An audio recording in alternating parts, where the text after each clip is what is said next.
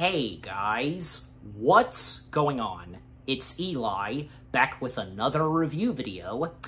And yes, you read the title, and as I teased in the last review video, yeah, 'cause this one film done by Disney under the Touchstone logo, yeah, there has never been a movie like this with its style and, this being an artistic, film, with the art it has.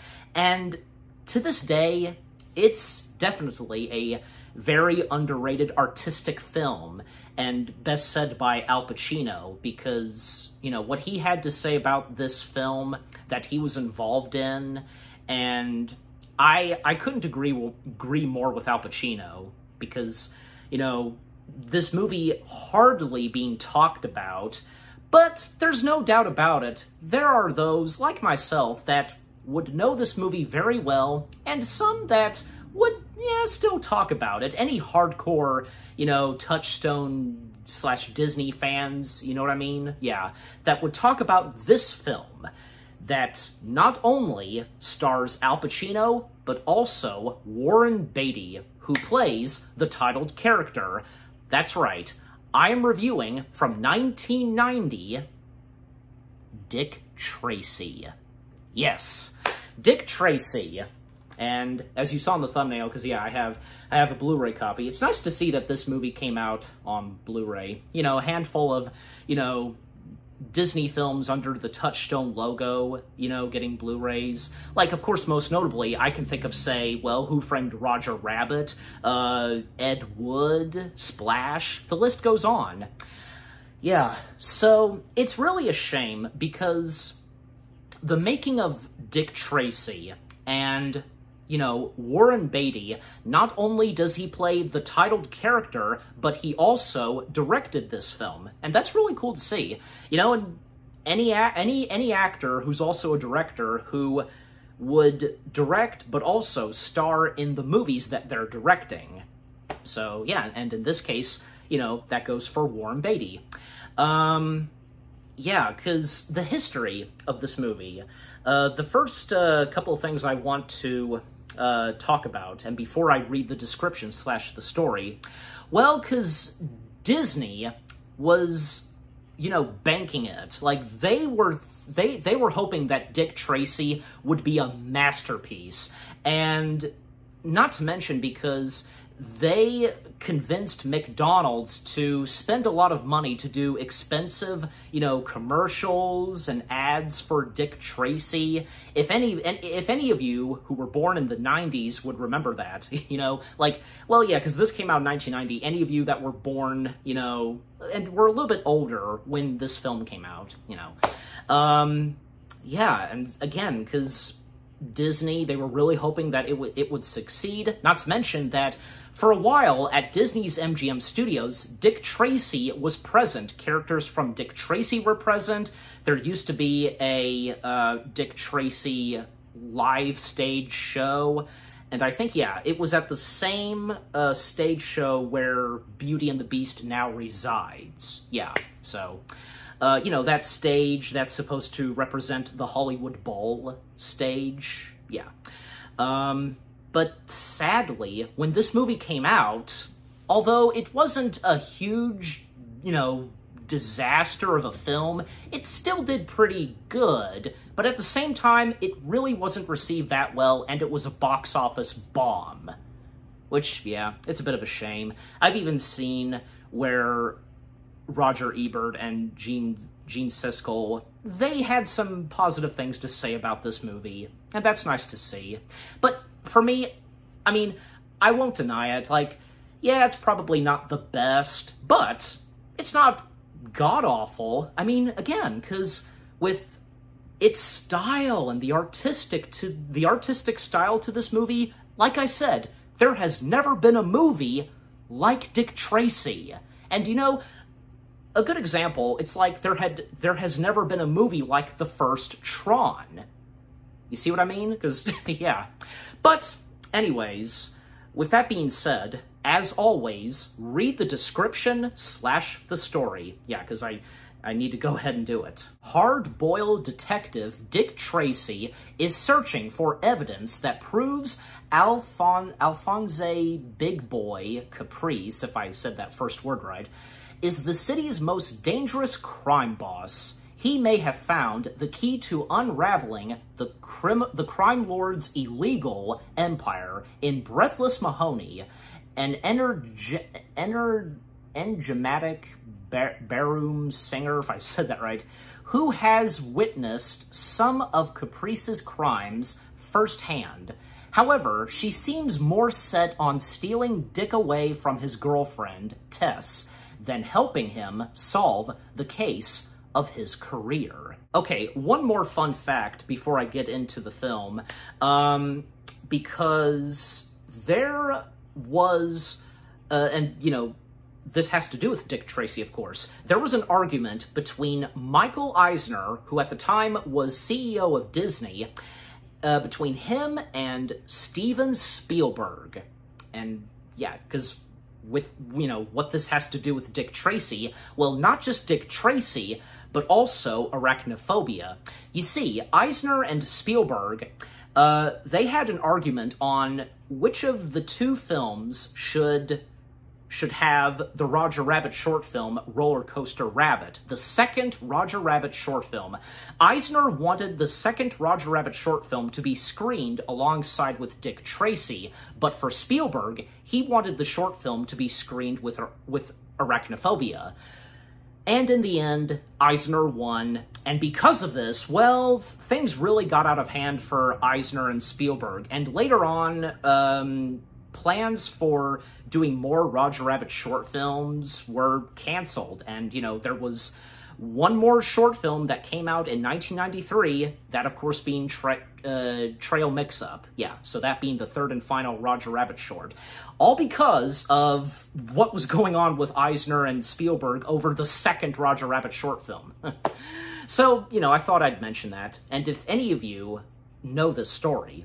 But anyways, so with Dick Tracy itself, the movie Dick Tracy, yeah, like I said, because there has never been a movie like Dick Tracy. What Warren Beatty brought to this movie adaptation of Dick Tracy, the film's artistic style, the backgrounds, the wardrobe, the makeup, everything to it, just amazing. Not to mention, Dick Tracy was nominated for a couple of Oscars, and it did win a few. It did win a few. Of course, yeah, the movie, obviously, Dick Tracy didn't get nominated for Best Picture. Obviously, it wouldn't have. But, yeah, and to think, because for this coming out the same year when Al Pacino was in the third and final Godfather film. I thought I'd mention that, but, you know, it's true. So, yeah. So, the movie itself, well, we of course have our main titled character, Dick Tracy, played by the one and only Warren Beatty, and like I said, he directed this movie. You know, if you know Dick Tracy, because, you know, he's really good in the crime business, you know, catching the bad guys and so on. And we have one of our other main characters of this film, the Kid, and that's how he's called in this movie, the Kid, played by Charlie Corsamo, yeah.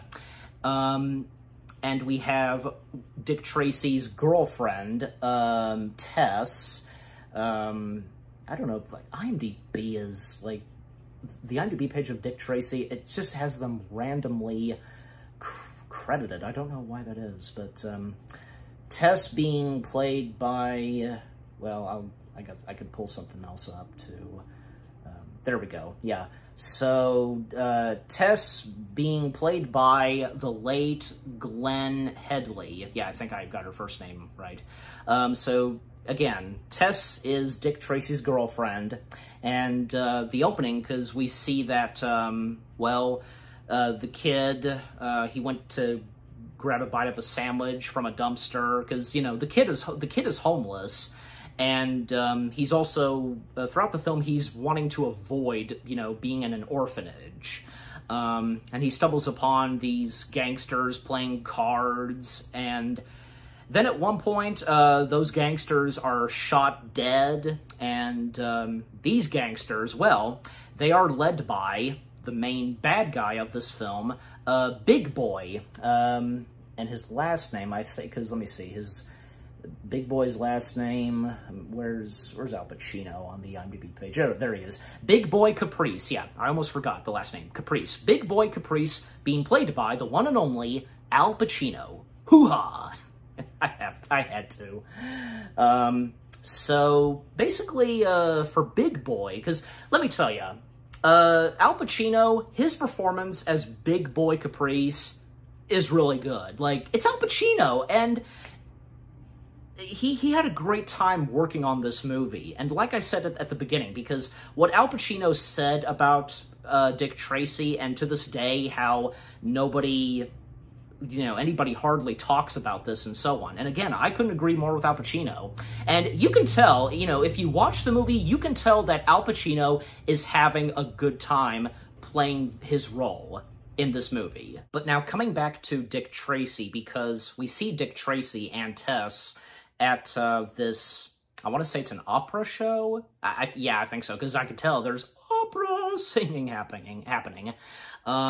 Dick Tracy is called in to check out, this investigation, this crime scene, and how a couple of these gangsters who shot the gangsters playing, poker and such, well, one of them shot on a wall, giving Dick Tracy a message: "Eat lead, Tracy." And then, because, Tracy returning to the opera show, and, him and Tess, and, the chemistry between Tess and Dick Tracy is pretty good, and how sometimes throughout the film, Dick Tracy is nervous and I guess, shy to ask Tess, to move in with him, even though, because for both her and Dick Tracy, they like to live alone. So, yeah. Even when, at one point, Dick Tracy first meets and stumbles upon the kid who, at one point, the kid stole someone's watch and Dick Tracy chased after the kid.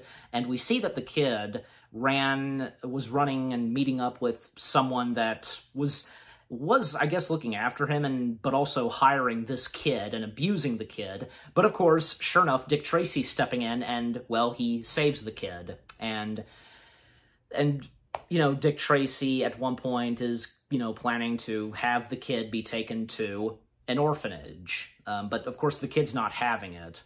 And it was pretty funny because the first, interaction that both of them have, the kid and Dick Tracy, one thing that the kid says to Dick Tracy, is, eat an egg or something like that. It had to do something with an egg. And then we come to this nightclub, I want to say. Yeah, it pretty much is. We get the introduction of another one of the main characters of the film, Breathless Mahoney. Mahoney, I think it's Mahoney, yeah. Breathless Mahoney being played by Madonna. Yeah. And an interesting fact about Madonna, two things. I think, yeah, because Warren Beatty, he was in a brief relationship with Madonna, and I think they were at one point engaged, but that didn't last long. And according to Al Pacino, I just feel like mentioning this, Al Pacino stated that while working on Dick Tracy, Madonna, flashed him. I don't know what the reasoning was. I think there obviously was, but yeah, that's really strange. And at the time, what Madonna was like, so, So yeah, Breathless Mahoney is a performer at this club being run by Lips Manlis, if I said that right, yeah, the last name, being played by the late Paul Sorvino, I think if I said the last name right, yeah. I remember him best from an episode of Season 7, yeah, of Star Trek The Next Generation. He played, I think, yeah, Worf's adoptive brother, and they were helping this alien race, move to another planet while trying to avoid any risk of those aliens knowing about, a starship and so on, and if any of you Trekkies know what I'm talking about, yeah. So, at one point, Lips is under arrest, but it turns out the police are actually fake police, because they take Lips, as well as Breathless Mahoney, to meet up with, well, of course, Big Boy. And basically, Big Boy, you know, disposes of Lips and takes over Lips's business, being, well, the big guy of the city and, you know, wanting power and control and, you know, everybody, you know, obeying him and so on. And of course, you know, running the club. So, and it's funny, it was funny, but also dark. You know, Lips's demise, like, he's put in a box and he's covered in cement and he's just shot down, and obviously, because being thrown into the ocean. Golly, funny, but also dark, don't you think? Even Doug Walker stated that when he did a review on this film. But anyway, so yeah, with Lips out of the way, now Big Boy has complete control, and even when he's training and doing, you know, giving the girls rehearsals, as well as Breathless Mahoney, and it shows because Big Boy can be cruel sometimes, and, you know, just slapping them on the butt and such, and just, you know, try again, and so on. And also, there's a piano player, and he's named 88 Keys. Literally, that's what his name is. Being played by Mandy Patinkin, if I'm saying the last name right. Best known for his role as Inigo Montoya from The Princess Bride. Yeah, that's him. And also played the main villain in Elmo and Grouchland. It's true, so I had to mention it. And some of the members, like the crooks that work alongside with Big Boy, because, let me see, there was,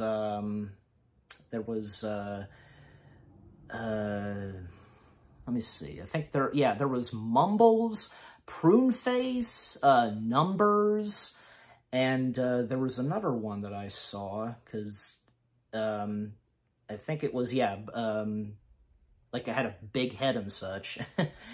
Like, the names given to these characters in the world of Dick Tracy, I tell ya. Let me see, because, let me pull something else up here.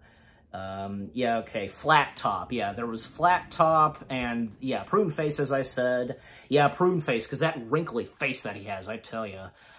Flat Top, yeah, because he's one of those other, like, he's one of those main crooks that we see a lot, and, one of them that got shot, Littleface, yeah, so, I tell you, because all these characters, and some of them having heavy makeup, you know, it's like, you sometimes can't tell which actor it is playing some of these characters, like, you know, like, say, most notably, Pruneface and Flat Top. However, I mean, you know, when looking at the cast, because Pruneface, he was played by, well, where was he? Okay, yeah, Pruneface was played by R.G. Armstrong, and Flat Top was played by, yeah, Flat Top being played by William Forsythe. Yeah, I'm pretty sure I got the last name right. And there was also Itchy being played by Ed O'Ross. Now, Itchy, I did recognize who it was, and yeah, that being, of course, Ed O'Ross. I know Ed O'Ross best being the voice of Ivan, the doorman, well, you know, the guy that runs that apartment building in the Curious George films, if you know what I'm talking about. So, it's true. And also, Mumbles. Yeah, because Mumbles being played by the legendary Dustin Hoffman. I knew, too, it was Dustin Hoffman. Like, how can you not recognize a face like Dustin Hoffman's? And because his name is Mumbles, well, because he mumbles. And even when at one point, Dick Tracy, because he's investigating, you know, to figure out who killed/murdered Lips, and he brings in a couple of Big Boy's men, you know, from, say, Flat Top and Itchy, and of course Mumbles, questioning them if, you know, they know who killed Lips, and Dick Tracy is betting for sure that it's Big Boy. And even when he's interrogating and trying to question Mumbles, getting him to talk, well, because all he's doing is just mumbling. Even, like, 2 times where Dick Tracy, like, threatens Mumbles by, you know, pouring water out of a fountain. And that, well, that water dispenser, it's a water dispenser, it was a bear. It was a bear, and, you know, when getting water, it was, like, at the bear's crotch. Like, if you've seen the movie, you know. Just, I was like, what the heck? What kind of water dispenser is that? So, he, you know, threatening Mumbles by taking drinks of water, like, you know, if he wants water, you know, then he needs to talk. But at first, they're unable to get Mumbles to talk. And at one point, and to speed things up a little, because, well, Dick Tracy did actually arrest Big Boy.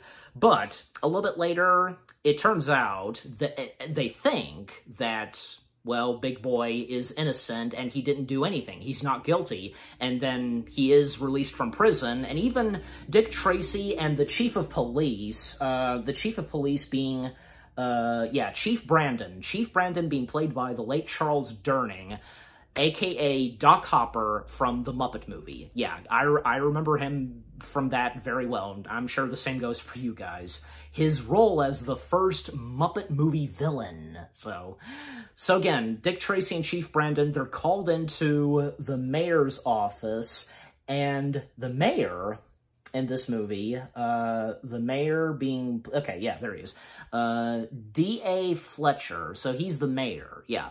So D.A. Fletcher, being played by the one and only legendary Dick Van Dyke. Yeah, Dick Van Dyke in Dick Tracy. And the fact that he really has no big role in this, but the fact that he's listed in the credits, you know, not to mention another Godfather co-star is in this movie too, but until I get to him. So, yeah, D.A. Fletcher is, you know, basically tells Dick Tracy and, you know, Chief Brandon that, you know, about what, you know, because of what Dick Tracy's doing, you know, false arrests and, you know, how far this keeps going and such, you know, they'll have to, you know, fire Dick Tracy and such. But still, Dick Tracy is for sure that Big Boy is responsible for the death of Lips. And until, you know, it's figured out, and everybody else, they figure out that, yeah, it was Big Boy. Not to mention, Dick Tracy and Big Boy, each of them, and of course that goes for Big Boy's army of gangsters, they're both, each of them, they're set up by someone. And until I get to that figure who sets both of them up, each of them up, I should say. So more on Dick Tracy and the kid, and that also goes for Tess, because and by the way, there are a couple of montages in this film, and the first one is Dick Tracy treating and taking care of the kid because, you know, doing some fun stuff, and during that montage, multiple times where the kid says, when are we going to eat, you know, and, well, I mean, I can understand the kid because clearly he hadn't had any good food to eat for quite a while. So if, you know, because of the situation of the kid at the beginning of the film, so, you know, so it's understandable, but also because, you know, he puts on, you know, different type of clothes, you know, fresh clothes, because of the clothes he had on previously. Well, they had of course they smelled terrible, and they were playing pool, and still, you know, the kid just asking constantly, you know, when are we going to eat, and so on, and just him munching and eating at that diner they're always at, you know, both Dick and Tess. And then at one point, because you know, and when the montage is over and the day has come to an end, things are kind of not looking too good between Tess and Dick, because, you know, how much Tess wants to be with Dick, and the same goes for Dick, but, you know, him being a detective and with crime getting in the way, yeah, and it seemed like at first, I guess, they were gonna break up, I guess, I don't know, but, you know, the fact that Dick was trying to have the courage to ask her to live with him and, you know, possibly get married. So, and at one point, because when there's an emotional moment between them and, you know, dropping Tess off at her apartment building, well, because the kid warns Dick that, well, incoming gunfire, because a couple of gangsters, you know, they drive past them shooting, trying to kill Dick and such. But of course, yeah, they fail to kill Dick Tracy. And a couple of cops, the cops at Tess, yeah, that's how they're credited. The first cop being played by Ed McGreedy, if I'm saying the last name right, I'm pretty sure, yeah. And the second cop being played by Cole Meany, aka Chief O'Brien. Yeah, so it was nice to see him in this.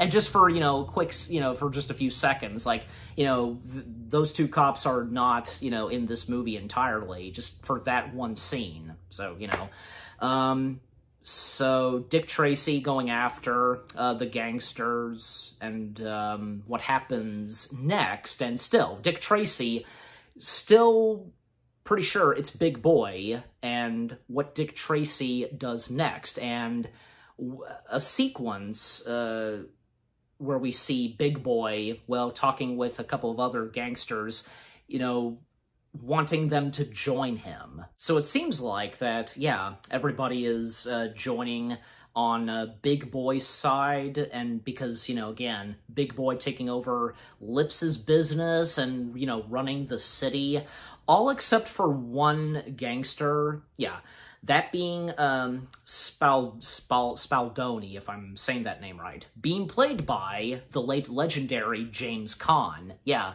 and like I said a little bit early on, that another Godfather co-star is in this movie, and that being James Caan. So yeah, Spaldoni, if I think that sounds about right, he turns down joining Big Boy, and, you know, he tells Big Boy that he can manage on his own.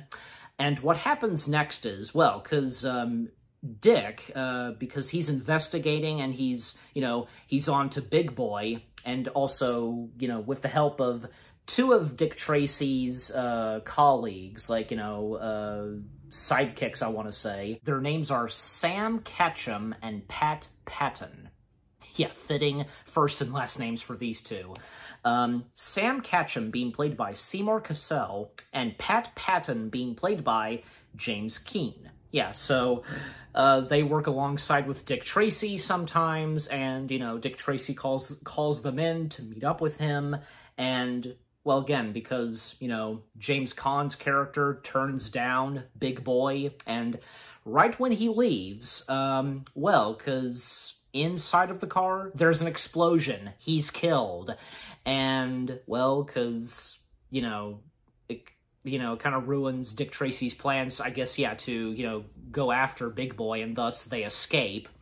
And then we then see back at Dick Tracy's apartment, him and the kid there, and there's a knocking at the door, and at first, like, apparently it's someone to fetch and get the kid, to take the kid to an orphanage. And that voice, but when Dick Tracy opens the door, it's two of Big Boy's men, Flathead and Itchy, Flat Top. They capture Dick Tracy, and basically Big Boy wants Dick Tracy to join him, and by bribing him and so on. But, of course, Dick Tracy is not going to join, and because he turns down Big Boy, well, because they tie him up to the chair that he's sitting in, and they're basically going to, you know, cause an explosion, you know, like turning on the fuse, heater, whatever it is. But thankfully, the kid tagged along because, you know, the kid, you know, he thought, and so did Dick Tracy, that it was someone at the door wanting to, you know, take the kid to an orphanage. So, like, you know, he snuck out of the window, but of course, he did see what was happening with Dick Tracy, and yeah, it was a trap. It was a setup. And yeah, so the kid, you know, hopped on the back of the car that they were driving in, and thus the kid getting in there and saving Dick Tracy. And after that, and well, there of course is an explosion.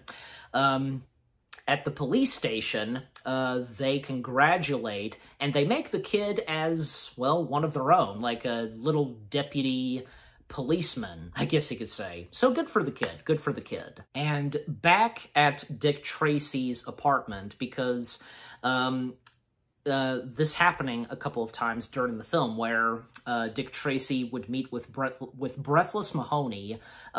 He wants Mahoney to, you know, testify and to tell the truth on, you know, her involvement with Big Boy and such, but she doesn't want to do it because, you know, she has feelings for Dick Tracy, and she wants to know from Dick if he, too, has feelings for her.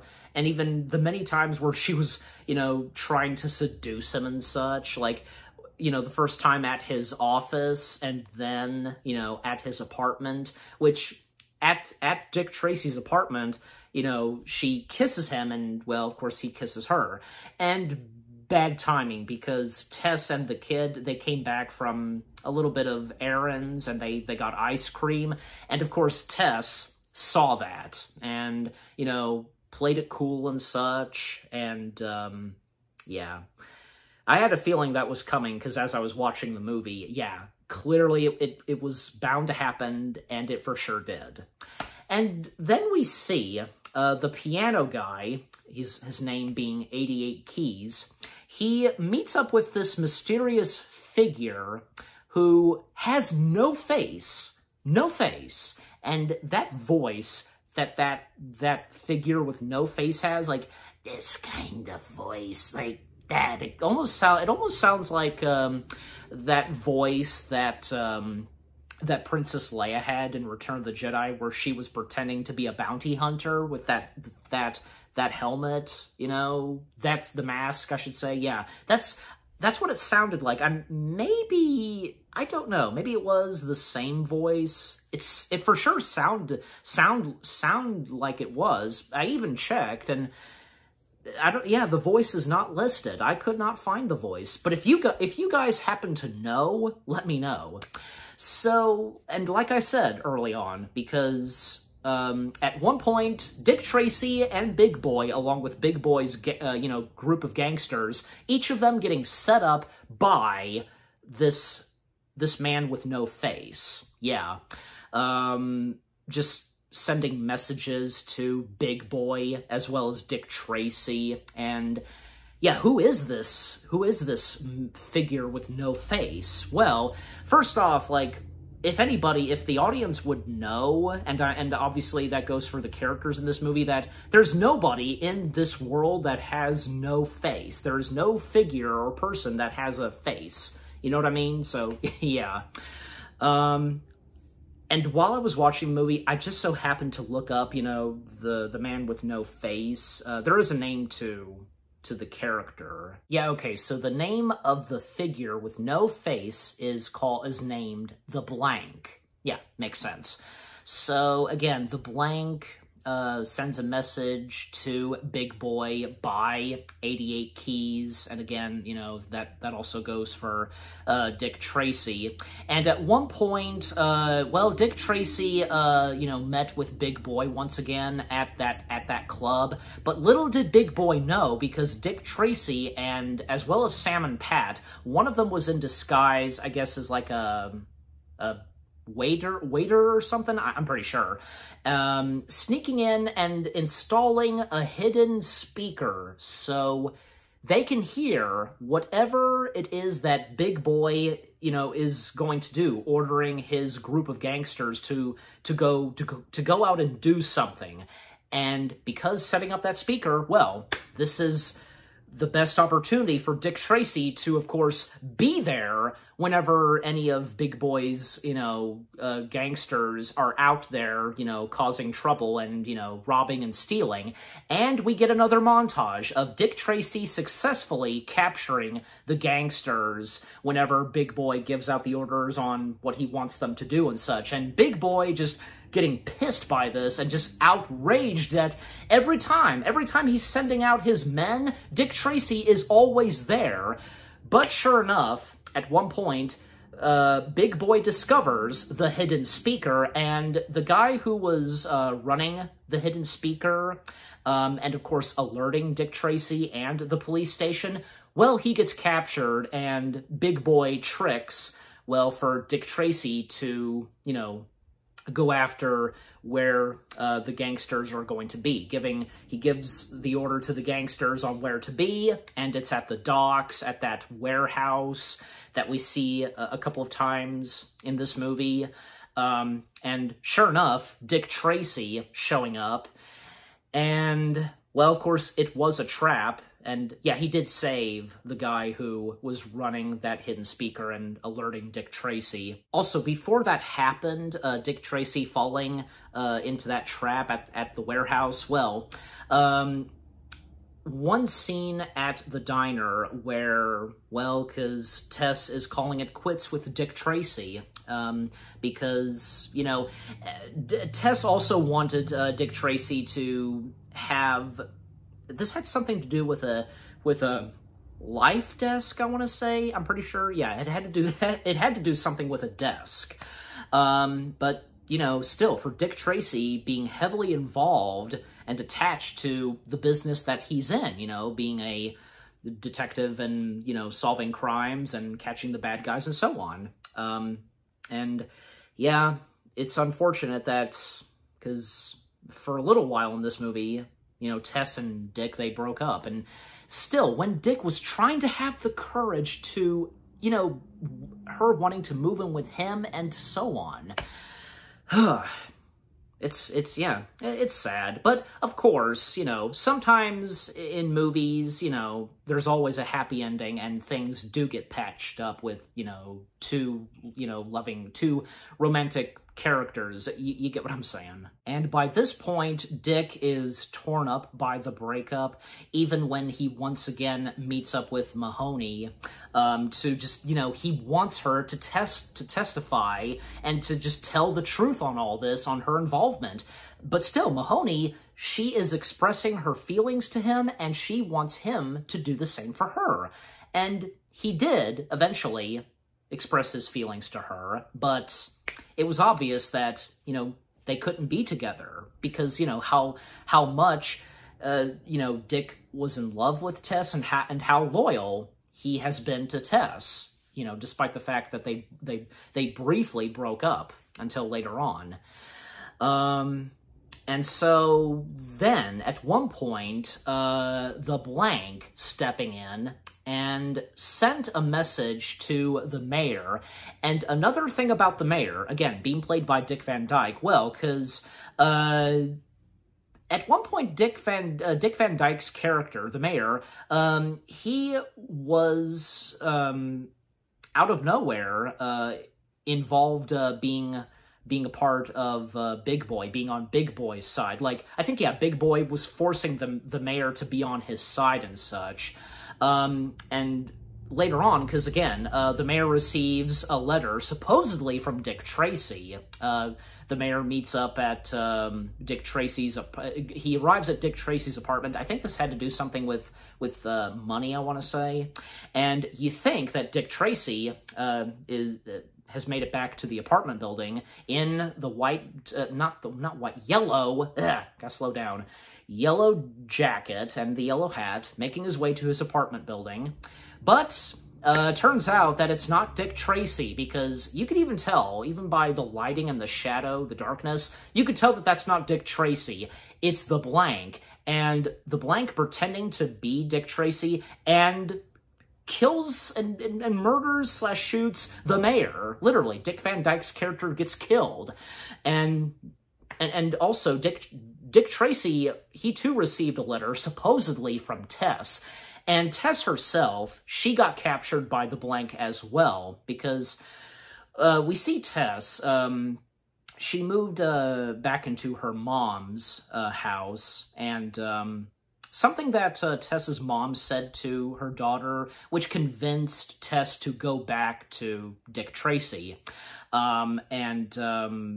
yeah, so when she goes to this, like, flower, this section with this room, whatever, with flowers. I forget the specific name for it, but yeah, the blank captures Tess, and, you know, with Dick Tracy supposedly receiving a letter from Tess to, you know, have him meet up with her. Well, he falls into a trap, of course, because this knockout gas unleashes and he's knocked out. And basically, they bring Dick Tracy into his apartment and have him hold a gun to make it look like that he killed the mayor by, yeah, framing Dick Tracy. Not to mention, because, you know, the blank also going after Big Boy and his group of gangsters. And, well, because Dick Tracy is framed for murder, well, he is thrown in jail, and once he is, well, the perfect opportunity for Big Boy and his group of gangsters to once again cause chaos in the city, robbing and stealing. And also, for the kid, well, because he was at the police station, well, someone from the orphanage came in and, well, they expected the kid, and thus the kid made it to the orphanage. And once again, we get another montage where we see the gangsters led by Big Boy robbing and stealing, and we also see Dick Tracy residing in jail and seeing the kid in prison, and a song number that's played. And yeah, the song numbers in Dick Tracy, yeah, they were okay. Not the best, but they were okay. The only song in Dick Tracy that I really liked, and which is kind of catchy, it's called Back in Business, and that's the song that's played when Dick Tracy is thrown in jail and Big Boy and his gangsters, they're out robbing and stealing. Yeah. I thought that was a pretty good and catchy song. Hey, any song that's for villains, they're always the best. And I think for this one, yeah, it's a pretty good villain song. Because, you know, residing on what Big Boy and his gangsters are doing now that Dick Tracy is in jail. So at one point at the jail cell, you know, with Dick Tracy, because the kid is there meeting with Dick Tracy, and, you know, each of them asking how they're doing in jail and the orphanage. They're doing pretty good. And Dick asks the kid if, you know, if he has a name, if he now has a name, because, you know, throughout the film, he was just called the Kid. But the kid, you know, officially gave a name for himself. And it was a pretty touching and sweet moment. I mean, come on. There's no doubt about it that this is. Where, yeah, because Dick Tracy looks at the paper, and the kid's official name is Dick Tracy Jr. Yeah, that was a nice and sweet moment there. And, you know, obviously, you know, Dick is touched by this because, yeah, because throughout the film, Dick was being a father to the kid. And later on, the kid started to, you know, grow attached to Dick Tracy and Tess, yeah. You know, the fact, because, you know, the kid had to deal with, you know, both Dick and Tess, you know, breaking up and such, you know, just like, you know, he was losing, you know, parents, you know, separating, that whole thing, you know, if you get what I'm saying. But at one point, Dick is supposed to be transferred to another prison/jail, but sure enough, his crime buddies, Sam and Pat, are there, and they're helping out Dick once and for all take on Big Boy, and also whoever it is that's, you know, setting up him as well as Big Boy. Yeah, because the blank, you know, also framing Big Boy, you know, for kidnapping and so on, because of Tess. Yeah, framing Big Boy for kidnapping Tess. And so, you know, they make their way, but also they did at one point, once again, interrogate and question Mumbles. Yeah, and once again, that water dispenser that's, you know, in the form of a bear, and even had a recording of Humbles, like, fixing up his mumbling voice and was gonna show it to Big Boy. And finally, Humbles gives in and tells them what's going on, and the fact that, well, because the piano guy, 88 Keys, well, he was given this message to give to Big Boy, you know, obviously with, you know, the blank. So, and finally, we hear Humbles actually talking properly, and, you know, it was a lot of mumbling, so that was pretty funny. So at the club, well, because, again, Dick, Sam, and Pat making their way there, but also the police. The police are there, and they have that club surrounded, and Big Boy figures out, and he knows that, well, because he didn't do anything, and he's been set up. And not to mention, because, well, where Tess is residing, because, well, she's locked up in this, like, in this part of this warehouse building, I want to say, and, you know, the blank kind of, like, you know, threatening Tess and such.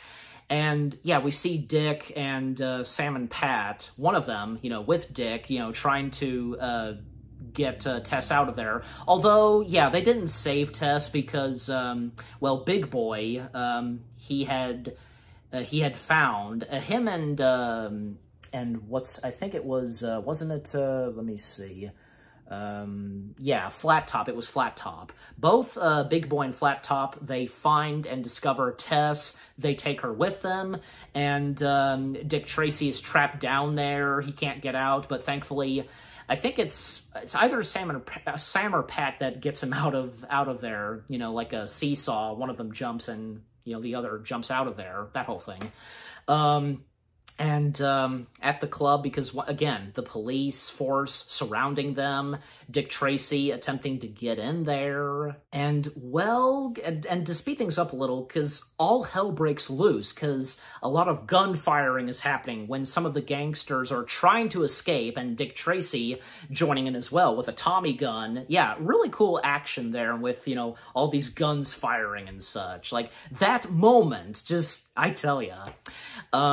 And Big Boy escaping with Tess, you know, he has her hostage, even though, because he didn't kidnap her in the first place, again, because Big Boy, he too was set up by the blank.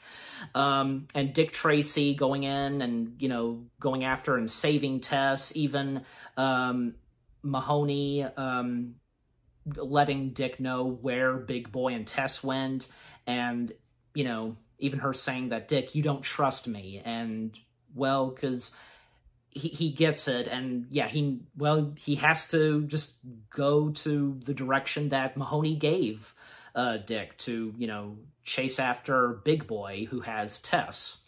And a lot of dialogue with Big Boy as they're running away, and Big Boy was attempting to get to the other side, you know, of another city, because he'll be, you know, he thinks that he'll be safe there.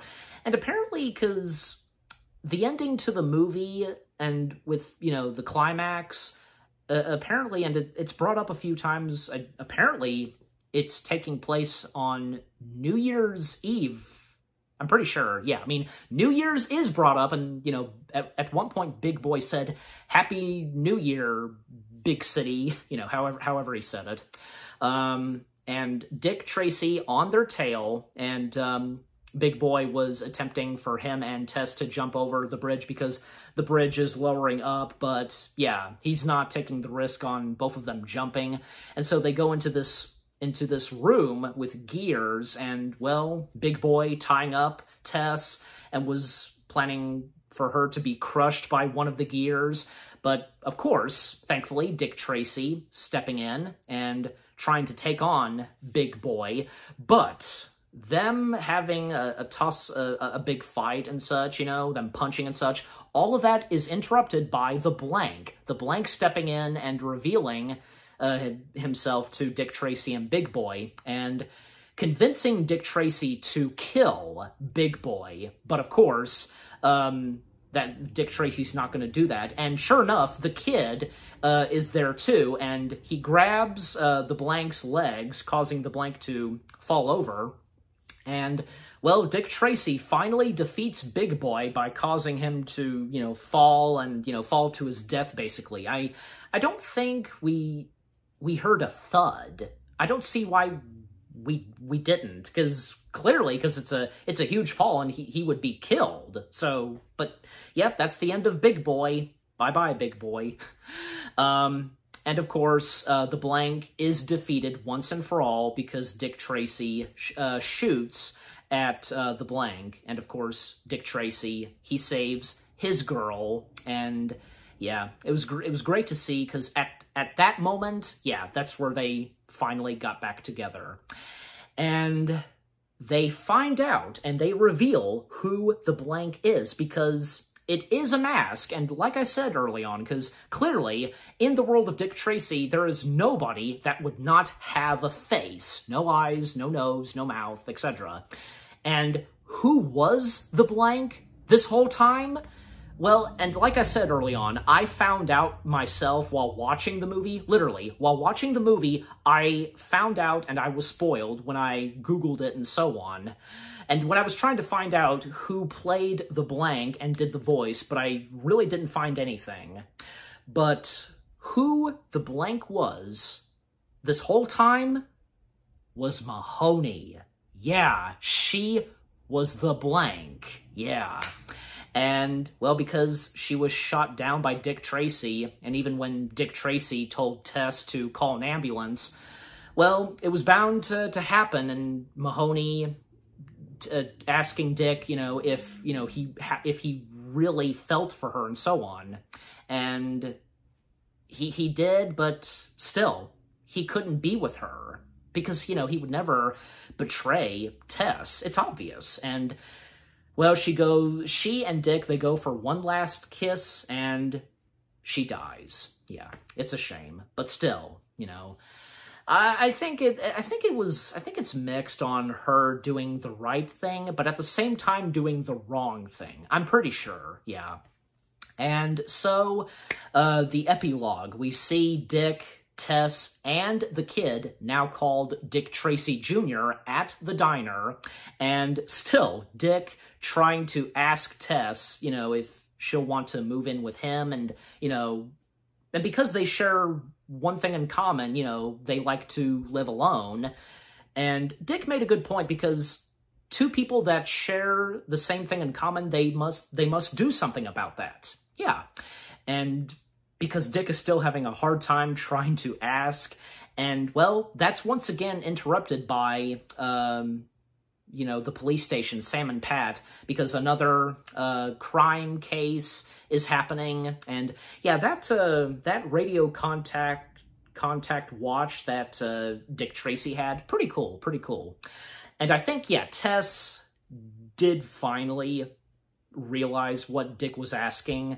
And one of the last things that Dick says to Tess right before walking out, he says to Tess that, you're one in a million, and that was a sweet thing to say, and he throws her something, and turns out it was an engagement ring. He was gonna propose to Tess, and yeah, of course we don't see it, but obviously, we know that eventually they would get engaged and married, and have their happily ever after, alongside with their now adopted son, now called Dick Tracy Jr., and Dick Tracy Jr. joining in with his now adoptive dad to the crime case, and that was pretty nice, because, like, them driving in the car into the sunset, in the city, and with the words, "the end." That was a nice way to end the film right there. Dick Tracy.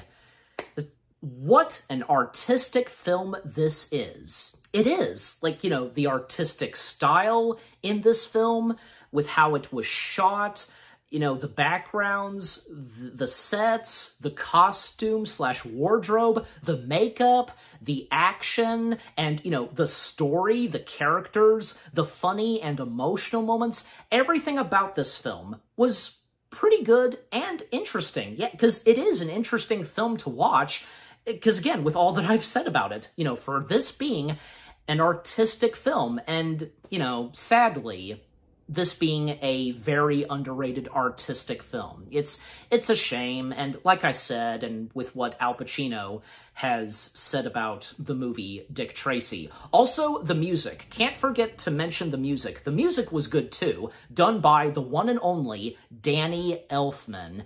And fun fact, because Danny Elfman getting the job doing the music and score of Dick Tracy, well, because Warren Beatty was impressed with the music and score that Danny Elfman had done in Tim Burton's Batman. And that's understandable. I can understand that for me, because I think as though that, you know, movies like, say, Batman and Dick Tracy, they share a few things in common. Like, you know, like, say, Dick Tracy and Batman, the two characters, they live in these cities that are not really friendly cities, you know what I mean? Yeah, and just how Danny Elfman's music, you know, it's so good in those kind of movies. What he brought to both Batman and Dick Tracy. Also, another thing about Danny Elfman, he stated, working with Warren Beatty, he thought Warren Beatty was insane.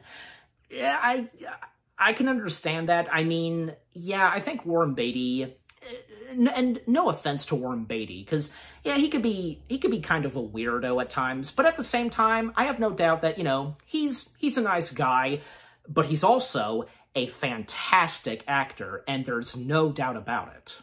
And, you know, the performance he brought to Dick Tracy, fantastic. Like I said, the cast of characters, what they brought to, you know, the characters of Dick Tracy in this movie adaptation of Dick Tracy, fantastic. Like I said, everything about the movie Dick Tracy was interesting, and, you know, an interesting, underrated, artistic film. And I'm giving Dick Tracy, yeah, it's on my mind, I'm giving it 7 out of 10 stars. Yes, 7 out of 10 stars for Dick Tracy.